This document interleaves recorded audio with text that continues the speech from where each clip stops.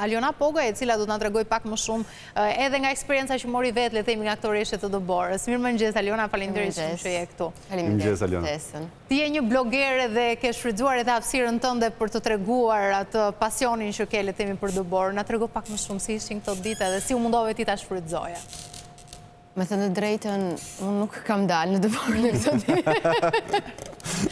Por zakonisht në ngjitjet në mal nuk i bëjmë dhe nuk lejohet, as Federata e Alpinizmit nuk i lejon njerëzit të dalin në Dëborë në këtë ditë.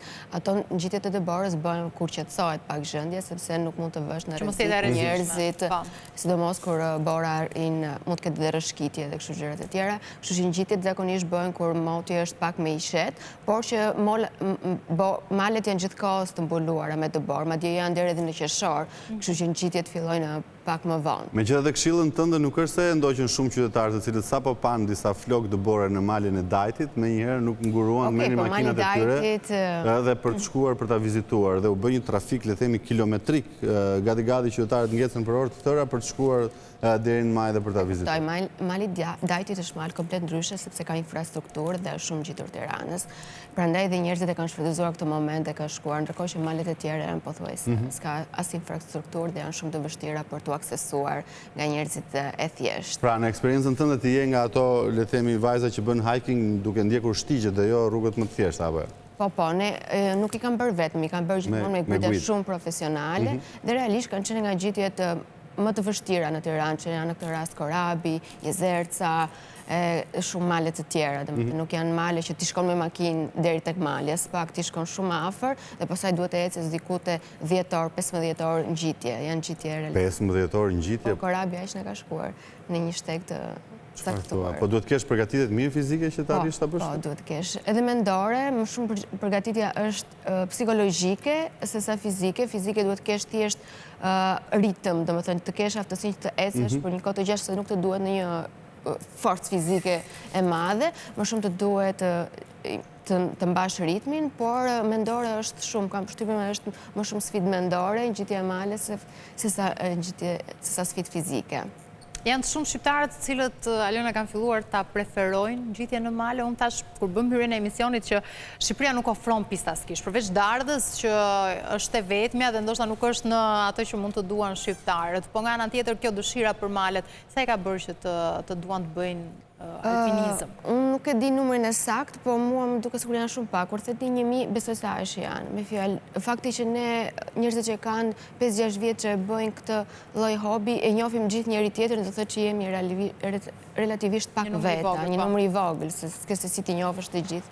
Domethënë mendoj se janë shumë pak njerëz që realisht e duan male dhe i bëjnë këto sfida. Jo, ka të bëjë me mungesën e dëshirës apo edhe me frikën që nuk ofrohet, le të themi, infrastruktura e duhur për të bërë alpinizëm në Shqipëri? Jo, kam përshtypjen njerëzit stepen. Siç Flori kur e dëgjon 15 orë thotë, kjo është diçka shumë intensive, pse duhet të bëj të trëmb, është diçka që të trëmb.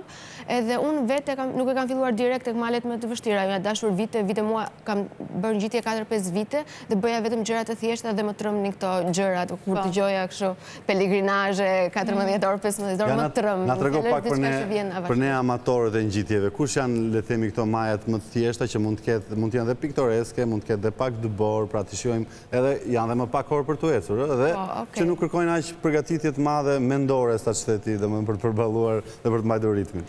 Po siç e the vetë Dajti është atraksioni kryesor, pastaj vazhdojmë pak më larg Tiranës, që është mali me gropa, edhe ai është deri diku një nga atraksion shumë i madh, pastaj fush stude në parkun Shebenik Jabllanis është gjithashtu i preferuar, mund të shkosh sepse atje ka edhe në fush ka shumë borë, edhe të gjithë njerëzit shkojnë, nuk është se ke nevojë të ngjisësh që të arrish tek bora. Kështu që ka disa atraksione, por nuk janë të shumta. Domethënë janë të pakta këto majat e thjeshta. Dhe kur vjen puna tek të vështirat, pastaj kush janë të shumta? Për mua personalisht më e bukur dhe më sfiduesja ka qenë patjetër Jezerca. Është një nga majat më spektakolare në momentin që atje është kështu si Alpe. Patjetër që se ke bërë me Dëborë, e ke bërë me Dëborë. Po patjetër unë me Dëborë po flas. Në çfarë sezon? E kemi bërë në maj. Në maj. Këto bëhen në maj, domethënë. Dhe sa orë ka zgjatur? 9 orë ose 10. shkojmë një natë për para, flem atje në Valbon, edhe ngrihemi shumë herët në mëngjes, zakonisht në 5 të mëngjesit, që të fillojmë ngjitjen edhe zbritjen. Ngjitje e zbritje. Është e vështirë si ngjitja e Jezerta? Po, kjo ka shumë. Jezerta ka mbështymin është nga më të vështirë. Kjo është më e vështira. Edhe fizikisht, ishte kështu si Spider-Man, je këmbadorës në një pjesë. Ka dhe një pjesë që duhet kacaviresh, që është me kavo ka mbështymin. Po, është një pjesë në elitar. Dhe ajo është pjesa më e rrezikshme ka mbështymin? Arrin ta bëjnë të gjithë? Ka njerëz që mbeten pas? Në ata 50 veta që nisen, jo, se nuk shkon njëri deri atje për ta lënë për aq pak, por që patjetër që ka vështirësinë e vet. Po ata 50 veta që nisen janë the crazy one, të çmendurit, domethënë patjetër që e bëjnë deri në fund. Dhe guida në këtë rast, ashtu si kundër ju organizoheni, kërkon të dhëna specifike për secilin të themi njëri që dëshiron ta vizitoj, pra nëse është dikush që hyn tek amatorët, a pranohet në këtë lloj, se kjo është një lloj sfide në vetë. Okej, ne zakonisht, si që tash këta njerëzit janë realisht njerëz të kufizuar, por na ka ndodhur shumë guida që kanë ardhur vajza ose djem që nuk e kanë ditur as vetë se ku po shkojnë. Madje kishte shumë i ka ardhur surpriza rrugës. Te vele kemi qenë atë kohë se vërtet do ngjitemi ne deri atje lart, thamë ne vërtet ne do ngjitemi ju nuk besoj.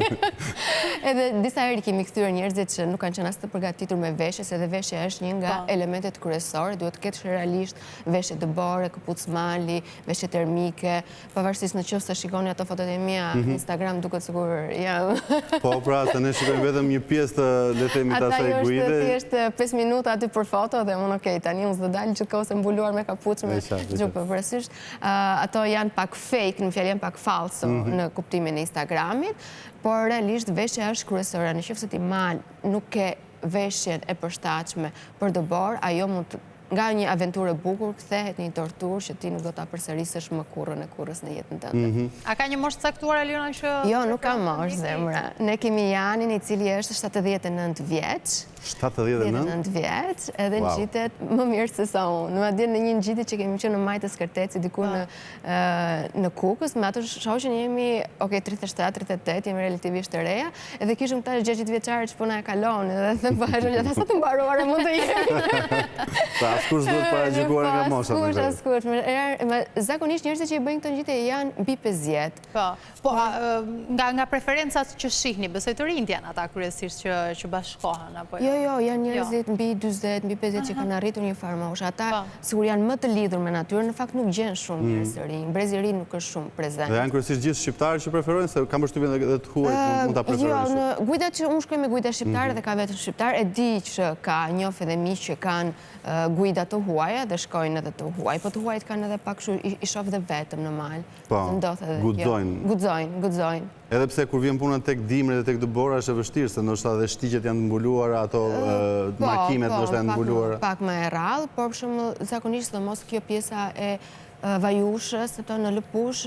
Ajo është nga majat e thjeshta apo? Majat e thjeshta dhe kur shkojmë atje i shohim tuaj janë vetëm, janë pa guida, janë me kalamajt e tyre në shtëpinë, të sapo lindur i mbajnë në shtëpinë dhe i ngjisin malet, është vërtet. Që për shqiptarët kjo tingëllon një çmenduri ta nxjerrësh fëmijën e posaçërisë. Që e dashuroj malin dhe jam atje, e pyes veten që nuk besoj se do e merra fëmijën në shtëpinë dhe do ta çoja në mal. Ata janë realisht ndryshe. Besoj nga komunikimit që edhe mund të këtë lidhur, le të themi, ngjitja në mal me të huajt, e shohin ata një lloj diferencë në mënyrën se si bëhet ngjitja në Shqipëri, tek kushtet që ofrohen, sepse unë e thash pak më parë, shpeshherë janë ngritur edhe disa pikpyetje nëse është e sigurt dhe nëse ka qoftë edhe këto sinjalet e duhura, sinjaletika nuk është e duhura. Me thënë drejtën me shënjimin e shtigjeve është bërë një punë shumë e mirë, ka bërë Gizi, kanë bërë dhe guidat, Fisniku, dhe realisht unë kam gjitur edhe male bashkë me shoqen time 2 goca vetëm dhe malet janë të shënjuara. Tani përsa i përket mali vet ka rreziqet e veta dhe të gjithë njerëzit që shkojnë në mal nuk ta sugjerojnë ta ngjisësh malin vetëm ose një person, se mund të ndodhi një mund të ndodhi një kafshë e egër, më thënë këto janë gjëra që ti kur shkon në mal i merr parasysh, nuk janë. Tu na ndalo pak tani te këto aventurat që ju i merrni parasysh edhe ju kanë ndodhur. Çfarë ju kanë ndodhur ndonjëherë ndonjë gjë e çuditshme për cilën njerëzit mund të jenë kurioz? Okej, për mua, jo kafshë e egra, të them të nuk ma ka hasur, me fjalë kemi parë një Arush, po ka qenë shumë largë, se Arusha realisht, kur ndjen shumë njerëz, se ne kemi qenë dhe grupe shumë të mëdha, realisht, në qoftë se je 30-40 veta, Arusha ndjen shumë largë që ne po afrohemi, dhe ka qenë shumë largë bashkë me të këllyqat e vegjël, duke u larguar sa akoma më shumë nga ne.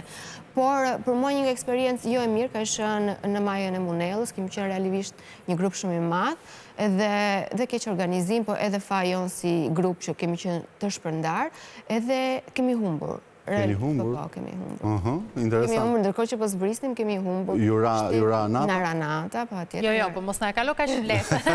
Na tërgo pak më shumë. Po humbur, Guida si e thot unë vetë jam përgjë, unë kam humbur disa herë. Sepse e marë përgjësin, kam që këtë tendencë të eci pak para. Edhe i them Guidës, hëse e mbaj mënd, unë e mbaj mënd, edhe e marrë dhe me vrap. Po, kam dhe shef ta zbres me vrap, se më duket. Jo gjithë njerëzit e kanë mund, se më duket aventurë. Po, se zbritja është më e vështirë se sa njitit. Po, njerëzit nuk e bëjnë do, nërsa unë kam shumë shef ta bëj me vrap, dhe nuk e pres grupin, edhe eci me vrap. Edhe shumicën e shtegut edhe mbaj mënd, se kur në gjitesh, pa tjetër do në ndjek është Guidin. Pasaj kur së bresëm, hëse mbaj mënd. Edhe mbaj mënd edhe ndjek pak shënja tona, gjurëmët edhe shënjimet, por ka raste që e humbas vëmendjen dhe në 2-3 raste kam humbur. E kam kuptuar pak më vonë. Si është përjetimit? Pak në humbjen e parë, se besoj që pas më në mësohesh. Është jo, kam marrë Guidin në telefon dhe i kam thënë që hej, kam humbur pak. Se funksionon telefoni, edhe pse mund t'jeni kavaj. Ka funksionuar. Edhe i më ka thënë që ku je, më ka thënë, ke shkuar pak më poshtë, në gjithur pak më lartë dhe duhet të kthesh në të marrë. Ka orientuar. Më ka orientuar dhe e kam gjetur. E ke përjetuar, Aliona, humbjen e parë?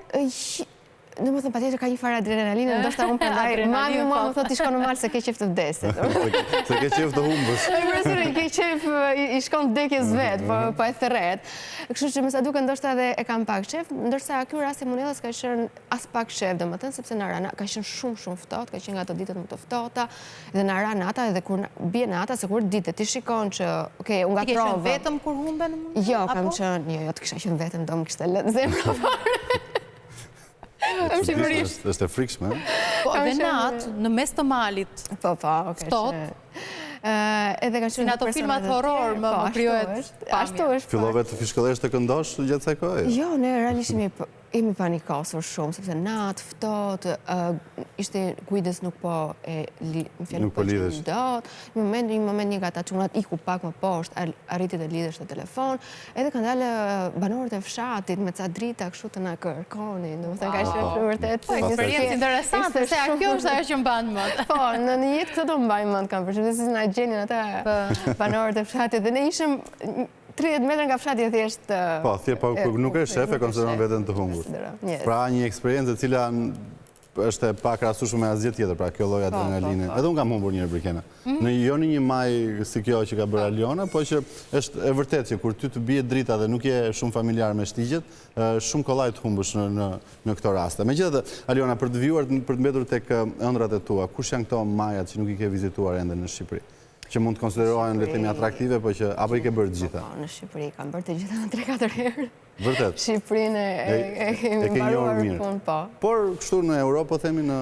Por, kam përshtypje, unë kam dëshirë të bëj atë pelegrinazhin në Spanjë, që është shumë... Se unë si pelegrinazh e kam edhe Malin vetë, ashtu e konsideroj më shumë si sfidë, si alpinizm, nuk se kam qef të bëj Everestin, në gjërat. Më shumë si pelegrinazh, se për mua Mali është një formë terapie, një formë meditimi, ku ti jesh me trupin tënë. Në Spanjë ku? Mali Teide? Po, jo, është një pelegrinazh shumë i famshëm në Spanjë, se që ka bërë dhe Pablo Coelho te libri i vetë, se harrova emrin. Po, atë kanë dëshirë, se është kështu si... Eksperiencë veçantë. Po, më spiritual, pelegrinazhi më spiritual.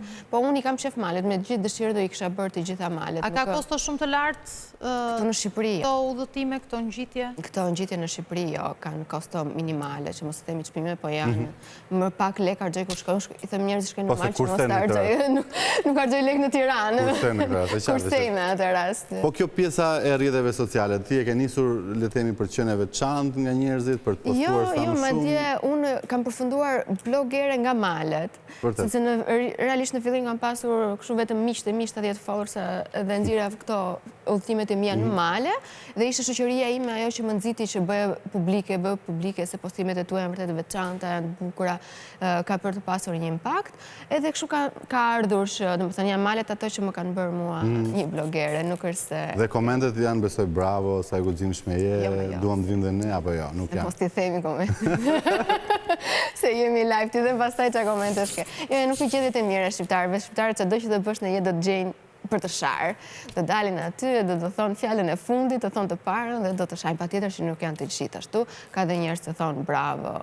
Më fjallë këtë të dyja. Po ku e prek të interesin e dikujt për shumë, kur shkon për qefin tënë në malë, e poston një foto që të detyrojë dikush tjetër nga krau tjetër i telefonit se të të Unë kështë nëzirë postin e ditlinjes dhe u shava. Pse? Po nuk e... Pse kishe ditlinje? Rrjetet sociale, mundësia për të dhënë akses kujdo. Po, kjo, kështu e konsiderojnë që je aty publike dhe je si tabel qitje për këdo, për të nxjerrë mllofin e vetë të momentit, ose çfarë do mund t'ja kapi këtrorja aty. Po kjo nuk të ka ndikuar, ti ke vazhduar, ke postuar, duke patur një faqe shumë të bukur si blogere në Instagram. Aliona, faleminderit shumë. Faleminderit juve që më ftuat, ishim shumë e këndshme. Ne do të shkojmë në publicitet, rikthehemi pas pak.